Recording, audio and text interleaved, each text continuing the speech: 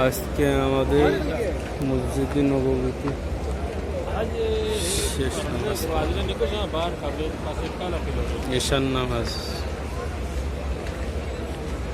আল্লাহ রাখে, আল্লাহর কাছে দোয়া করি আল্লাহ বানিয়ে আসতে পারে, তৌফিক দেয়।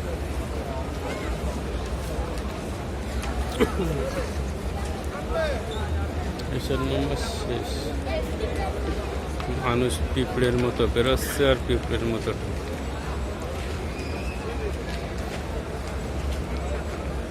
41টা গেট রয়েছিল।